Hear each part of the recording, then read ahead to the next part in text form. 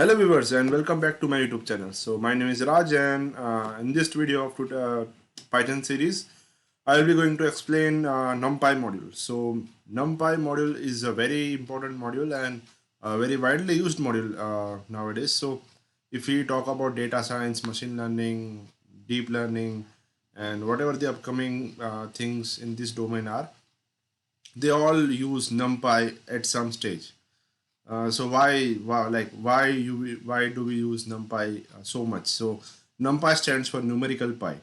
So NumPy was initially created for handling or doing mathematical operations using Python.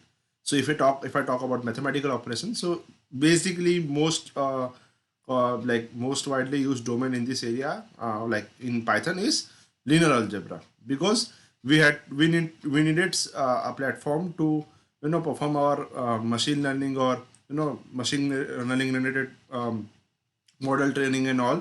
So they created this NumPy model so that we have, like, we can represent our n-dimensional data somehow into in form of a programming, or in term we needed structures to store our n-dimensional data. So this numerical pi was created, and numerical pi has like all mathematics operations. So like squaring, rooting, like inverse of a matrix, covariance, and then singular value decomposition, eigenvalue decomposition, you name it. Every operation it has. So it is very widely used, and it is also a very vast module to cover in a single video. So I will be creating multiple parts of this video of this topic. So first of all, I will in this video I will only talk about NumPy arrays. So because NumPy arrays is the heart of NumPy model. So if there is a way to represent our data, then only we can perform some operations, right? So NumPy arrays is the heart of the NumPy model, and it is the NumPy arrays only by after which we can perform some operations. So let me start with NumPy model. So NumPy is something that is already installed when you install your Python. So if you are using Anaconda or like Jupyter, you don't have to install it on your own. If at all there is no NumPy model, then you can simply go to your command prompt, use pip install NumPy. So if you execute this particular line, you will get your NumPy installed. The latest version of NumPy will be installed. So as most of the case, NumPy will be already installed. So we just have to import it. So there is a naming convention that that everyone follows. It is very universal. So we import NumPy as NP. So NP is an alias for NumPy. So we are going to import NumPy as NP. So we'll always use NP for accessing NumPy functions. So first of all, array creation. So if you have seen my list creation or list related video in Python, the link will be popping up right now. So if you have seen that video, you might be knowing that list, what is list, and in general what is array, and how do we use array, and how do we can manipulate arrays, or how we can go in depth, like we can have 2-dimensional array, 3-dimensional arrays. So all these things can be done in NumPy as well. So and also NumPy is very flexible in that. So if you have a Python list or Python tuple, you can simply typecast that into NumPy array. So the syntax for creating NumPy array is np dot array, and then whatever your array object you have, and then so let's say I have I want to create a NumPy array of 1 2 3 4 5, let's say, and if I give this in a square brackets followed by the parenthesis of the array or the function and the syntax of the array, if I run this, what I will get is an array written here 1 2 3 4 5. So this is nothing but a NumPy array. So it seems very similar to what we have in list or a tuple format. Yeah, so if we compare it with list, it is very similar, or it is almost similar to list, but NumPy array has some extra features in it. So if you are using NumPy arrays, then it is very easy to use other NumPy functions like square root, and it is because indirectly, even if you try to use those functions on a simple list, it will first of all be converted into a NumPy array, equivalent NumPy array, and then it will be performing. So why don't directly use NumPy arrays instead of list? So this was one-dimensional array, right? So let us create a two-dimensional array, because in mathematical or in matrix operation we often have two-dimensional or three-dimensional or n-dimensional data. So what we have to do for that only?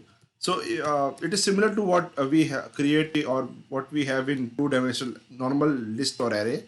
So we just have to define two dimensions. Let's say I have 1, 2, 3 in one row. So two dimension is nothing but a tabular format, right? So I have 1, 2, 3 in one row and 4, 5, 6 in another row in the second row. And if I run this, what I get is a tabular structure or two-dimensional structure of 1, 2, 3 and then in 4, 5, 6. So this is how we create an array. Even I will show you how to typecast, let's say, a list that you have. So if you see carefully, this is the syntax of a list, right?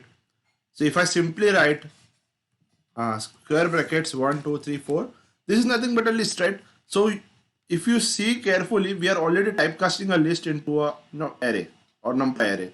So what if I do? What if I typecast a tuple into a NumPy array? So what I will do is I'll just simply replace the square brackets with parenthesis brackets, and yeah, the way to go. So we can successfully convert a tuple into a NumPy array as well. So this was basic NumPy array creation. So if I go into the next sections, it will be more clearer for you. So why we need to use NumPy arrays and what is the specialty of this. So next up we will go about indexing. So indexing is almost similar to what we have in simple list or tuples. So the indexing starts from 0 and goes up to n minus 1. So where n is the number of elements in the array or the matrix. So let's say we have this array and I want to go to the second index, so which is third element. So I will get is 3. So this is simple. Let's take an example of about a two-dimensional array. So we have this two-dimensional array, 1, 2, 3 in one row and 4, 5, 6 in other row. So here there is a slight difference than what we do in list. So what we mention here is we first of all mention the row number. So let's say here we only have two rows, right? So 0 and 1. So let's say I want to go to the first row's third element, so which is 0th row, 0 in the sense of index. And then I have reached this 0th row, and then now I want to go to the third element, so which is nothing but 2, because 0, 1 and 2. So third index is 2. So if I do this, so I will get 3. Let's say I want to go to the second row's second element, so which is 1, row number 1 according to index, and the column index is also 1. So I will get 5. So yeah, so the answer is true. So that is how indexing is done. So basically this syntax is simple. So as if you have an n-dimensional array, then you will have to simply define or simply write the n indexes for each dimension. So here I have a 2D array and 2D NumPy array, so I have to write two dimensions to get a particular single element.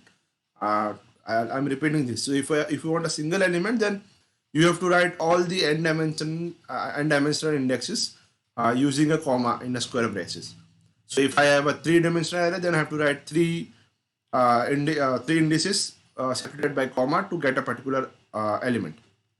So that is how we do indexing in use indexing in NumPy arrays. So next good operation is slicing. So slicing I have mentioned in the list video as well. So slicing is nothing but let's say you have a big array and you want a smaller array or a sub array of it, but like you don't want to access the full array. So slicing is one such functionality that I have seen in Python. So it is very simple to do slicing. So let's say you know that you want elements between you want the elements 4th, 5th and 6th. So basically you apply slicing from 4 to 6. So you get this small portion of that array. So let us apply slicing in this. So let's say I have this array 1, 2, 3, 4, 5, 6 and I want the element 3 and 4. So which is nothing but index 2 and 3. So what I will do is I will use 2 as the starting index and I will use 4 as the index because the last index, we always get n minus 1 index, where n is the last index. So I need 2 and 3, indices 2 and 3, so I have to write 4. Because if I write 2, 3, 2 column 3, then I will only get one element, because like I will only reach 2. So if I, in traverse this, I get 3, 4. So this is how we do. Because this is a single dimensional array, I only have to define one slice in, like slice in one dimension. Similar to what indexing in n dimensional array. So let's say we have this two dimensional array, 1, 2, 3 in one row, 4, 5, 6 in other second row, and 7, 8, 9 in third row. So let's say I want to slice this particular. Let's first of all let's print this particular array so that we can have a better visualization. Yeah. So Python. The best thing about Python is whenever you try to print something, it always gives a very good visual representation, so that it is easy for the user to get to know what the array is and how we what we want to do. So this is a two-dimensional array. Let's say I want to get this particular chunk. So I want 1, 2 and 1, 2, 4, 5. So I want this particular 2D array, 2D sub array from this particular array. So this array is 9 cross 9, and I want a chunk of 4 cross 4. Sorry, 2 cross 2. Then what I have to do is I have to perform slicing in 2 dimensions, right? I want to take 2 columns and 2 rows. Also, you can perform like slicing of, like, I want to only slice in one dimension only. So that is also possible. So what I have to do is I have to first write 0 to 2, because I want to get 2 rows. Now I will go towards the column, which is second dimension. I want 2 columns as well. So if I do this, so again it is separated by comma, and if I run this, I will get 1, 2, 4, 5. So that is what we want. So let's suppose so it is clearly evident, if we have, like, if we want to perform operations in multiple dimensions, then you have to write all these dimensions comma separated. So here I have 2-dimensional array, so I have to write 2 dimensions for slicing, right? So if I don't write the second dimension, what will happen? I will get the first 2 rows fully, because I am not applying any slicing in the second dimension. Similarly, if you have a 3-dimensional array and if you perform only a slicing in 1 dimension, the rest of the 2 dimension will be appearing fully. That is something that we have to take care of. So let's say if you don't, let's say we have a 3-dimensional array and you don't want to slice any particular dimension, but the next dimension you want to slice. So what you will do is you can simply write a colon, no indices before and after colon for that particular dimension. So that will indicate that I would want that dimension fully, and the next dimension you want, let's say, the elements between 3 to 5. So this is the way you will get the second dimension fully, but the first and the third dimension partially. So that is a small trick that I learned through experiments, and even if you guys try to do some experiment, you will also get to know about this. Next up is data type. So the above all the stuff I said was like a bit generic thing about NumPy arrays. But if we go to a specific thing, let's say I want to handle a specific data, then you need to know about what data types that NumPy supports. So NumPy supports all these data types, starting from integer, boolean. Boolean is nothing but true and false. Unsigned integers. So basically, you are only taking the positive side of the number plane, like the number line. Float, complex float. Complex float is nothing but the complex numbers that we use in mathematics. Time delta, date time. Date time is like if you want to capture a timestamp, then you can use date time. Object is a generic thing. String, Unicode string. So Unicode string is used when we deal with language data. Let's say you are dealing with Gujarati or Hindi or any Indic language where there are special characters to be embedded or decoded. So there we have to use Unicode. And then a void data type. So void is nothing but blank data type. So fixed chunk of memory which is of no use. So while creation of an NumPy array, you can also specify the data type. So how we can specify it is simply whenever I'm defining the array. So let's say 1, 2, 3, 4. Here I will specify the data type, which is D type equals. So, and this is the I, B, U, F, C, capital M, O, capital O, S.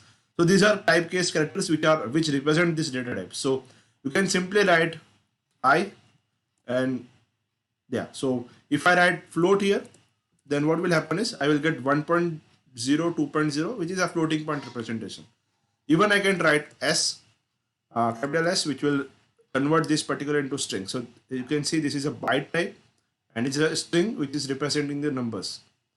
So there might be some typecasting issue or like value error.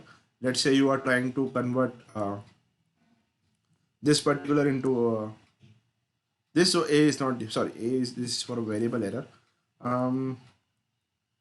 Let's say you have specified character A, and if you are typecasting it with I, which is integer, it will give a value error because this array, this particular A variable, A character is not an integer, it is a character type, right? So these are something that you have to take care of. The rest everything is will be fine. You can specify any data type you want. This is the data type specification is just for getting to know that if is there any data which is malicious or which we don't want. So this is just a type checking perspective, nothing else. So now the interesting parts come. Shape.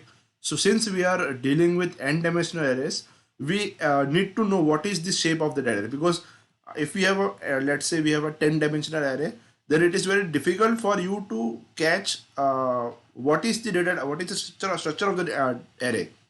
So at that point of time, it will be easy if you know the shape without traversing each and every element, right? So let us take this example.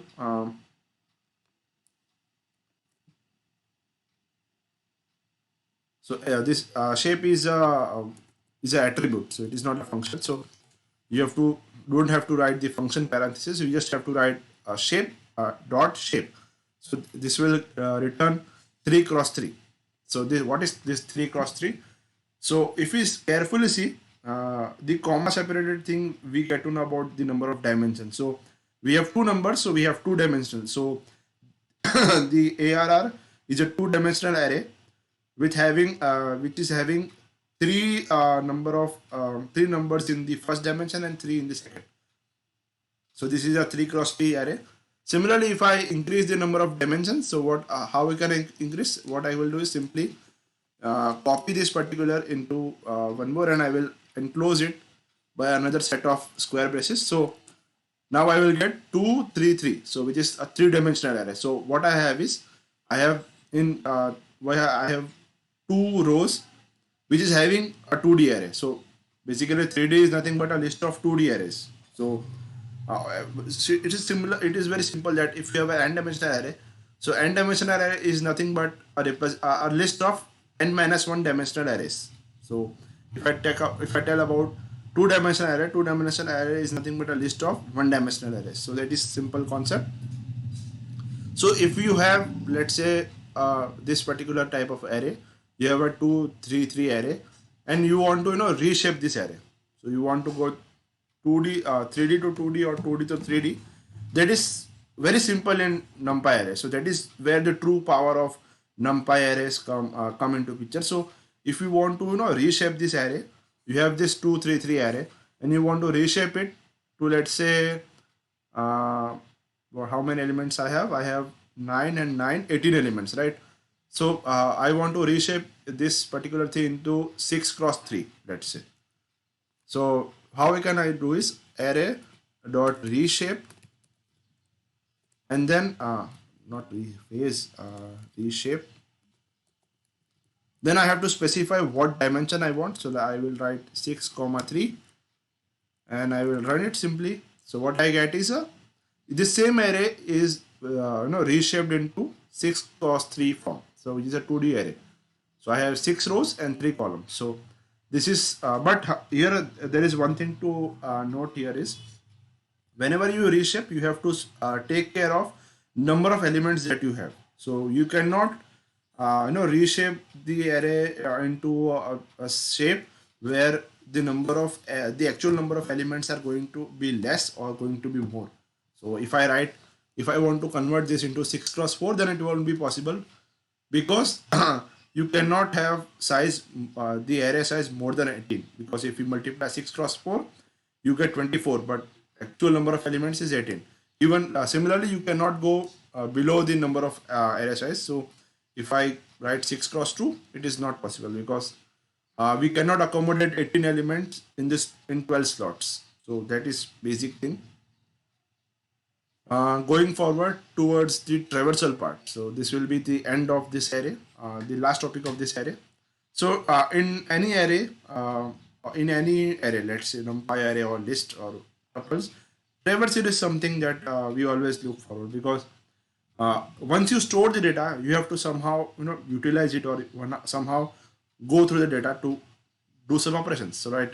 So let's say I have this one-dimensional array 1, 2, 3, 4, 5, and I want to traverse. So what I'll do is I will write for I is the iterator variable in array, and I will simply write print of 5. So what I get is 1, 2, 3, 4, 5 in single individual line. So if I simply break the array, what I get is one element while in one iteration. So this is because it is a one-dimensional array. So let's do the same thing in 2D array. So what I get is for I in array, and I print of I, and I use break. So what I get is, in a single iteration I get a single one-dimensional array. So that is what I said. So a 2D array is a list of 1D arrays, right? So if I traverse a 2D array, I get in each iteration I get a 1D array. So I get 1, 2, 3 in one iteration, and if I fully run this particular loop, I get 1, 2, 3, 4, 5, 6 in separate lines, right?